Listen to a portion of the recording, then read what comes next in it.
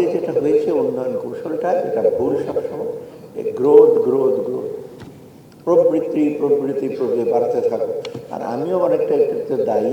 গভর্নরতে আমি সামষ্টিক অর্থনীতি দেখাতাম, রিজার্ভ বাড়ছে, ইনফ্লেশন কম, এক্সপোর্ট বাড়ছে, কিন্তু নিচের দিকে এটা চুইয়ে পড়ছে কিনা সেটা অবশ্য আমার দায়িত্ব তেমন ছিল না গভর্নর হিসেবে, আমি দেখা যেগুলো পাচ্ছি।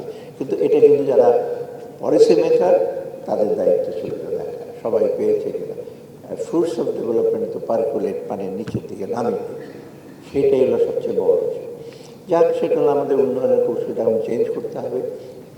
খালি গ্রোথ গ্রোথ বলে পাকিস্তান আমলে আমরা ওই গ্রোথ ছিল, একটা বই ছিল strategy of economic plan, Mahmudul Haque Saheb, যেটা ইউএনডিপি এইচডে, উনি কিন্তু প্রথমে বলতে গ্রোথ ফার্স্ট, ডিস্ট্রিবিউশন লেট।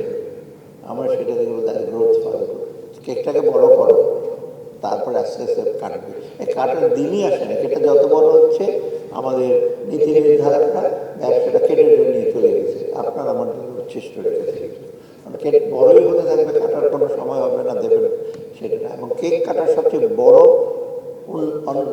উত্তম পন্থা হলো পিপুলস পার্টিসিপেট। কেক কাটার সময় সবাইকে একসাথে দেবে।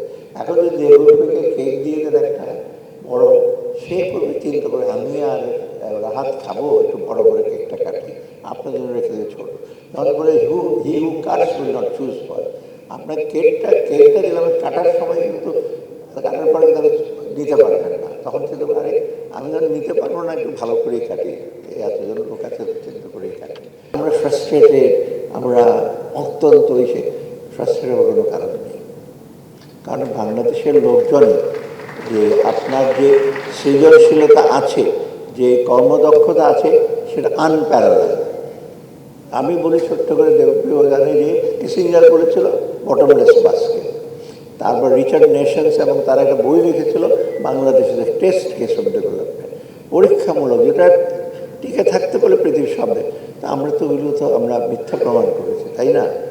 আমরা তো এখন আসছি যে এর সাথে দুইটা ইন্ডিকেটর আপনারা বলেন যে ঠিক আছে, ইন্ডিকেটর ঠিক না, তবুও তো আমরা উন্নয়নশীল দিকে যাচ্ছি এবং মধ্যম আয়ের দিকে।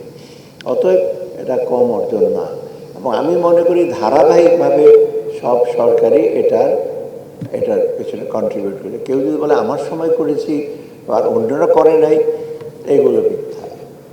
এই ধারাবাহিক করেছে, ভুল ত্রুটি অনেকেই রাখছিল, কিন্তু এই অর্জনটা বেশি। এবং এটার জন্য আমি মনে করি যে সবচেয়ে বেশি আমাদের বাহাদুরির প্রাপ্য হল কৃষক জনতা এবং ছাত্র এবং সাধারণ মানুষ।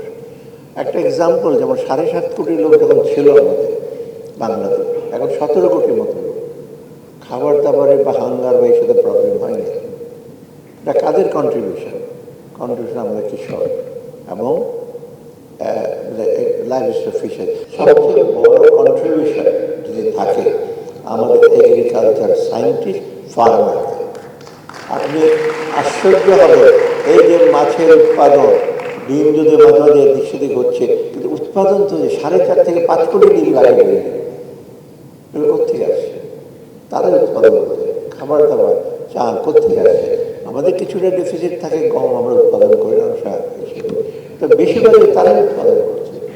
তারপর আমাদের ইন্ডাস্ট্রিগুলো দেখেন, ফরেন এক্সচেঞ্জ দেখেন, কারা আনছে? নেট আর্নার হলো আমাদের প্রবাসী বাঙালি। গার্মেন্ট আমরা বলি, কিন্তু যখন আপনি ব্যাক টু ব্যাক এলসি তখন সেটা নেট আর্নিং তারা না, কারণ অর্থাৎ আসলে তারাই কন্ট্রিবিউট করছে।